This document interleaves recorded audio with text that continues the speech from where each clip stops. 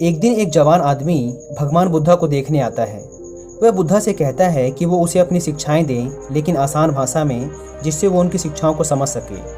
बुद्धा ने आदमी से पूछा, क्या तुम्हारा कोई बेटा है? जवान आदमी ने उत्तर दिया, हाँ, मेरा एक बेटा है। बुद्धा ने पूछा, क्या तुम्हारे भाई का कोई बेटा है? जवान आदमी ने उत्तर दिया, हाँ, मेरे भाई का भी बेटा है। बुद्धा ने फिर पूछा, क्या तुम्हारे पड़ोसी का भी कोई बेटा है? उस आदमी ने उत्तर दिया, हाँ, मेरे पड़ोसी के भी बेटे हैं। बुद्धा ने आगे पूछा, कोई ऐसा इंसान जिसे तुम पर्सनली नहीं जानते, क्या उसका भी कोई बेटा है? आदमी ने कहा, हाँ, उसका भी एक बेटा है। महान बुद्धा ने फिर उस आदमी से पूछा, अच्छा, तुम मुझे बताओ कि यदि तुम्हारे बेटे की मौत हो जाती है तो तुम्हें कैसा लगेगा? तुम कितने दुखी होगे? जवान आदमी ने कहा, बुद्धा, मेरे दुख का कोई अंत नहीं होगा, यहाँ तक कि मैं अपने बेटे की मौत की खबर सहन भी नहीं कर पाऊंगा। मुझे ऐसा लगेगा जैसे कि मेरी पूरी दुनिया ही उजड़ गई। मुझे नहीं पता बुद्धा कि मैं उसकी मौत के बाद कैसे जिंदा रह पाऊंगा। भगवान बुद्धा ने आगे पूछा, यदि तुम्हारे भाई की बेटी की मौत हो जाती है तो तुम्हें कितना दुख होगा? आदमी ने कहा, मुझे बहुत दुख होगा, लेकिन उतना नहीं जितना मेरे खुद के बेटे की मौत पर होता। बुद्धा ने आगे पूछा, यदि तुम्हारे पड़ोसी के बेटे की मौत हो जाए तो तुम्हें कैसा लगेगा? जवान आदमी ने उत्तर दिया, लॉर्ड बुद्धा, मुझे पड़ोसी के बेटे के मरने पर भी दुख होगा, लेकिन उतना नहीं जितना मेरे भाई के बेटे के मरने पर होता। भगवान बुद्धा ने फिर पूछा, अगर उस इंसान के बेटे की मौत हो जाए जिसे तुम जानते ही नहीं थे, तब तुम्हें कितना दुख होगा? उस जवान आदमी ने उत्तर दिया, मुझे कोई दुख नहीं होगा, क्योंकि मैं उसे जानता ही नहीं। फिर बुद्धा ने उस जवान आदमी से पूछा, अब तुम ही मुझे बताओ कि हमारा दुख किस बात पर निर्भर करता है? कुछ देर सोचने के बाद उस जवान आदमी ने उत्तर दिया, महान बुद्धा, हम कितने दुखी होंगे वो इस बात पर निर्भर करता है कि हम किसी भी चीज़ से कितना जुड़े हुए हैं, हम उससे कितना लगाव महसूस करते हैं और किस हद तक हम उसे अपना मानते हैं। बुद्धा ने कहा, बहुत बढ़िया। बुद्धा ने फिर उससे पूछा, जब तुम अपने बेटे को समुंदर के किनारे लेके जाओगे तो क्या वो समुंदर के किनारे पड़ी रेत के साथ नहीं खेलेगा? आदमी ने उत्तर दिया, हाँ बुद्धा, बिल्कुल खेलेगा। बुद्धा ने फिर पूछा, जब समुंदर से आने वाली लहरें तुम्हारे बेटे द्वारा बनाए गए रेत के घर को तोड़ देंगी तो क्या तुम्हारा बेटा रोएगा? आदमी ने कहा, हाँ बुद्धा, वो बिल्कुल रोएगा। बुद्धा ने फिर पूछा, क्या तुम भी उसके साथ रोओगे? आदमी ने कहा, नहीं, मैं नहीं रोऊंगा। बुद्धा ने पूछा, तुम क्यों नहीं रोओगे? आदमी ने कहा, बुद्धा, बच्चा रोएगा क्योंकि उसे लगता है कि वो रेत का घर सुंदर है और हमेशा वहीं बना रहेगा, इसलिए वो उसके साथ जुड़ाव महसूस करता है। बच्चे की भावनाएं उस घर के साथ जुड़ जाती हैं, जबकि मैं जानता हूँ कि वो रेत का घर परमानेंट नहीं है, वो हमेशा वहाँ नहीं रहने वाला। कुछ समय बाद उसे लहरों से टूटना ही है, इसलिए जब वो समुद्री लहरों से टूटता है तो मुझे दुख नहीं होता। महान बुद्धा मुस्कुराए और कहा, अब तुम समझ गए, है ना? अगर तुम इस ब्रह्मांड के सत्य को जानने का प्रयास नहीं करते, तब तुम इस अंतहीन संसार में बस यूं ही चलते चले जाओगे। तब तुम में और रेत के घर को टूटता देख रोने वाले उस बच्चे के बीच में कोई फर्क नहीं रह जाएगा। अगर हम अपने जीवन में देखें तो महान बुद्धा हमें क्या सिखाना चाह रहे थे? नॉन अटैचमेंट, यानी कि किसी से भी खुद को मत जोड़ो। इस दुनिया में कुछ भी हमेशा के लिए नहीं है। अगर हम खुद को किसी भी चीज़ या इंसान से जोड़ लेते हैं तो हमें दुख होगा जब वो चीज़ या इंसान हमें छोड़कर चले जाएंगे। ये वो रहस्य था जो बुद्धा जान गए थे। शांति पाने का केवल एक ही तरीका है और वो है नॉन अटैचमेंट, क्योंकि इस दुनिया में सब कुछ केवल एक भ्रम है और इस भ्रम से आप अपने लिए क्या चुनते हैं ये केवल आप पर निर्भर करता है, क्योंकि जैसा आप अपने जीवन को देखना शुरू कर देंगे ये वैसा ही बन जाएगा।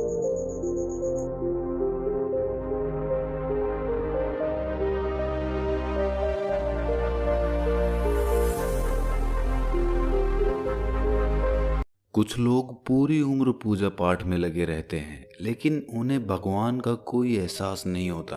ना ही उन्हें भगवान दर्शन देते और ना ही कभी उन्हें भगवान का एहसास होता है। ऐसे में सवाल ये उठता है, क्या भगवान सच में है?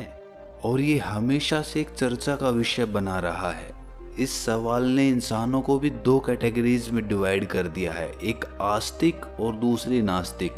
इसके बारे में तो हम सभी जानते हैं, लेकिन आज की कहानी क्यों खास होने वाली है? क्योंकि आज की कहानी में हम जानेंगे भगवान बुद्ध का क्या मानना था भगवान को लेकर। इससे पहले आपके जो भी विचार रहे हों, लेकिन इस कहानी को सुनने के बाद आपके विचार बिल्कुल क्लियर और स्पष्ट हो जाएंगे कि भगवान है या नहीं है। अगर हैं तो उन्हें कैसे प्राप्त किया जा सकता है। तो चलिए बिना टाइम वेस्ट किए आज की कहानी शुरू करते हैं। इससे पहले कि आप इस कहानी में खो जाएं, इस चैनल को सब्सक्राइब जरूर कर लें। तो चलिए कहानी शुरू करते हैं। बहुत समय पहले की बात है। एक बहुत ही बड़ा विद्वान क्षत्रिय आदमी था। इस आदमी के ज्ञान के आगे बड़े बड़े विद्वान हार मान जाते थे। जहां भी ज्ञान की बातें होती या शास्त्रार्थ होता तो ये आदमी वहां पर पहुंच जाता और अपने ज्ञान से सबको हैरान कर देता था। इतना ज्ञान होने की वजह से इस आदमी को अपने ज्ञान पर घमंड होने लगा था। खुद को बहुत बड़ा विद्वान समझने लगा था। उसे लगता था कि वो सबसे बड़ा ज्ञानी है, सब उसके आगे फीके पड़ जाते हैं। एक दिन इस आदमी को बुद्ध के बारे में पता चला कि उन्हें ज्ञान की प्राप्ति हुई है। इससे इस आदमी को अपने ज्ञान को और ज्यादा श्रेष्ठ दिखाने का मौका मिला। उसने सोचा कि वो बुद्ध के पास जाकर उनसे शास्त्रार्थ करेगा और उनके ज्ञान को झूठा साबित कर देगा, जिससे उनकी ख्याति और ज्यादा बढ़ जाएगी। जब वो बुद्ध से मिलने जा रहा था तब उसे पता चला कि बुद्ध ईश्वर के बारे में बात ही नहीं करते। तब उसने एक योजना बनाई कि वो बुद्ध से ईश्वर के बारे में ही पूछेगा। वो बुद्ध के आश्रम में पहुंचकर उनके पास गया और उनसे कहा, हे बुद्ध, मेरा नाम बोरंग का पुत्र है। मैं एक क्षत्रिय हूं और मेरा एक प्रश्न है जिसका उत्तर आज तक कोई नहीं दे पाया है। मैंने सुना है कि आपको परम सत्य की प्राप्ति हुई है। क्या आप मेरे प्रश्नों का उत्तर दे सकते हैं? मैं जानना चाहता हूं कि ईश्वर हैं या नहीं। बुद्ध मुस्कुराए और बोले, क्या तुम सच में ईश्वर के बारे में जानना चाहते हो या फिर अपने ज्ञान का प्रदर्शन करना चाहते हो? वो आदमी बोला, हे बुद्ध, क्या आप मुझे मेरे प्रश्न का उत्तर नहीं देंगे? बुद्ध ने कहा, मैं तुम्हारे सारे प्रश्नों का उत्तर दूंगा, लेकिन क्या तुम इनके जवाब के लिए कुछ दांव पर भी लगा सकते हो? क्योंकि ऐसे प्रश्नों का उत्तर सहज नहीं मिलता है। ये आदमी अपने घमंड में इतना चूर था कि ये अपने आप को ऊंचा साबित करने के लिए किसी भी हद तक जाने को तैयार था। इसीलिए उसने बिना सोचे समझे बुद्ध से कहा कि आप जो भी बोलेंगे मैं वो करने के लिए तैयार हूँ, लेकिन आपको मेरे प्रश्न का जवाब देना होगा। मैं आपको धन संपत्ति सब कुछ देने के लिए तैयार हूँ, अगर आप मेरे सवाल का उत्तर दे देते हैं तो। बुद्ध मुस्कुराए और बोले, मुझे ये सब नहीं चाहिए। आदमी ने कहा, फिर क्या चाहिए आपको? बुद्ध ने कहा, तुम्हें 2 सालों तक मेरे पास रहकर मौन धारण करना होगा। अगर तुम ये कर लेते हो तो मैं तुम्हारे सारे प्रश्नों का उत्तर दे दूंगा। ये सुनकर उस आदमी को बहुत बड़ा झटका लगा। उसने सोचा कि ये बुद्ध ने क्या मांग लिया। इसका मतलब ये हुआ कि 2 वर्षों तक मैं अपने ज्ञान का प्रदर्शन ही नहीं कर पाऊंगा। इससे अच्छा तो होता कि बुद्ध मेरी जान मांग लेते। लेकिन ये आदमी क्षत्रिय था और इसीलिए जुबान का पक्का था। वो कह चुका था कि वो सब कुछ दांव पर लगाने को तैयार है, इसीलिए वो अब पीछे नहीं हट सकता था। उसने अपने दिल पर पत्थर रखकर बुद्ध से कहा कि मैं तैयार हूं। बुद्ध ने कहा कि आज तुम आराम करो, कल से मौन शुरू कर देना। वो आदमी पूरी रात बेचैन रहा, उसे नींद भी नहीं आई। वो सोच रहा था कि मैं कहाँ फंस गया। अच्छा खासा अपने रास्ते जा रहा था, यहाँ तो मेरी बाजी ही उल्टी पड़ गई। अगले दिन वो उठा और उसने मौन शुरू कर दिया। उसने एक दिन तो जैसे तैसे निकाल दिया, लेकिन दूसरे दिन वो बेचैन हो गया। उसे एक एक पल काटना बहुत भारी लग रहा था। ऐसे ही करते करते 4 महीने निकल गए। वो बुद्ध के शिष्यों को उनसे प्रश्न करते देख जवाब देने के लिए बहुत व्याकुल हो जाता था। इन 4 महीनों में वो बहुत बदल गया था। उसे अब क्रोध आने लगा था, लेकिन कुछ बोल नहीं पाता था।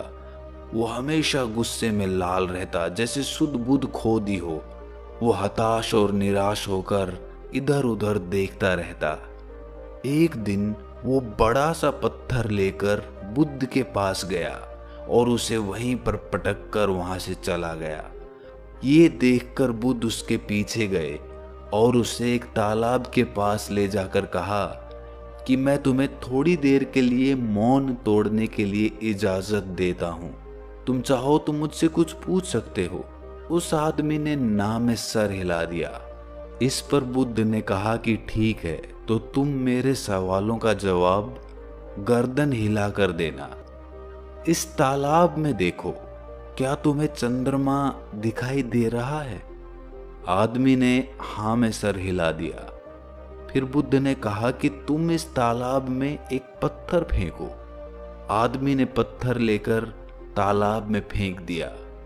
बुद्ध ने कहा कि क्या अब तुम्हें चंद्रमा पहले की तरह स्पष्ट दिख रहा है? आदमी ने ना में सर हिला दिया। इसके बाद बुद्ध ने कहा, जैसे शांत पानी में चंद्रमा वैसा ही दिखता है जैसा कि वो होता है, और जैसे ही तुमने उस तालाब में पत्थर फेंका तो वो चंद्रमा स्पष्ट दिखाई देना बंद हो गया। ठीक उसी प्रकार जब तुम मौन रहते हो तो तुम्हें सत्य या कहें परमात्मा बिल्कुल स्पष्ट दिखाई देता है। लेकिन जब तुम्हारे अंदर विचारों की हलचल पैदा होती है, मतलब तरह तरह के विचार आते रहते हैं, जाते रहते हैं, तो उसमें सत्य दिखाई नहीं देता। इसीलिए बाहरी मौन से ज्यादा जरूरी है अंदरूनी मौन, मतलब भीतर से शांत होना, विचारों को शांत करना, तभी हम सत्य को स्पष्ट देख पाएंगे। फिर बुद्ध उस आदमी से कहते हैं कि इतने महीनों तक तुमने मौन रहकर जो ऊर्जा अपने अंदर इकट्ठी की, वो ऊर्जा क्रोध के माध्यम से बाहर निकलने के लिए छटपटा रही है। उसके लिए सिर्फ क्रोध ही एक माध्यम है बाहर निकलने का।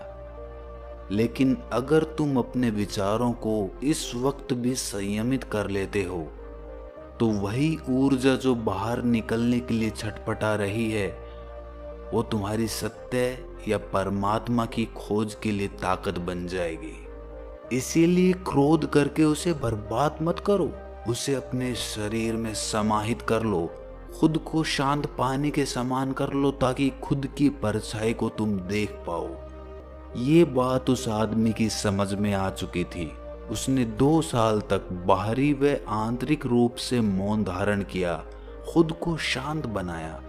2 साल बीत जाने के बाद बुद्ध ने कहा कि तुम्हारे मौन के 2 साल बीत चुके हैं, तुम्हें जो पूछना है वो पूछ सकते हो। उस आदमी ने 2 साल बाद पहली बार कोई शब्द बोला था, और वो शब्द था बुद्ध। उसकी वाणी में इतना आकर्षण था, इतनी करुणा थी कि हर कोई उसे सुनना चाहता था। तब उस आदमी ने कहा कि हे बुद्ध, जब मैंने आपसे उस समय प्रश्न किया था, तब मैं खुद को एक श्रेष्ठ ज्ञानी मानता था, लेकिन अब मुझे पता चल गया कि खुद को ज्ञानी समझना ही मेरी सबसे बड़ी भूल थी। असल में जब मैंने सच्चे ज्ञान को प्राप्त किया, तब मुझे यही एहसास हुआ कि मैं तो कुछ जानता ही नहीं हूँ। परमात्मा की बसाई इस सृष्टि में कितने ही रहस्य छुपे हैं, और हमें लगता है कि हम सब कुछ पहले से ही जानते हैं।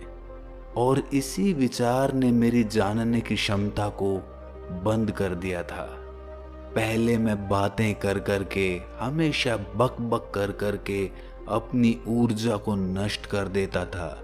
लेकिन इन 2 सालों में मौन रहकर मैंने जाना कि मौन की ऊर्जा क्या होती है, मौन रहकर हमारे शरीर में कैसी ऊर्जा बनती है, ये मैंने इन 2 सालों में भली भांति जान लिया।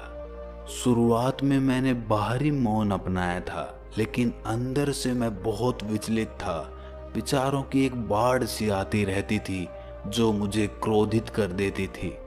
लेकिन अपने दृढ़ संकल्प के कारण मैंने अपने मौन को नहीं तोड़ा और कुछ समय बीतने के बाद मेरा वो क्रोध भी शांत होता चला गया और मैं अंदर से मौन हो गया।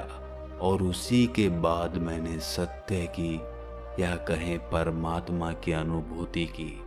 प्राचीन तिब्बत में लाओ त्सु नाम के एक बहुत बड़े भिक्षु रहा करते थे। एक बार एक आदमी उनके पास आया और बोला कि महात्मा जी, मैं आपके सत्संग में नहीं आ सकता, क्या आप मुझे एक वाक्य में पूरे धर्म का सार बता सकते हैं? तब लाओ त्सु ने कहा, मौन। इसके बाद उस आदमी ने पूछा कि मौन किस तरफ ले जाता है? तब लाओ त्सु ने कहा, ध्यान। और फिर उसने पूछा कि ध्यान किस तरफ ले जाता है? तब लाओ त्सु ने कहा, मौन। अगर हमारी इस कहानी को एक भी आदमी समझ लेता है तो इस कहानी को सुनाने का हमारा मकसद पूरा हो जाएगा। अगर ये कहानी आपको अच्छी लगी तो इस चैनल को सब्सक्राइब ज़रूर कर दें। तो मिलते हैं अगली किसी कहानी में, तब तक के लिए अपना ख्याल रखें।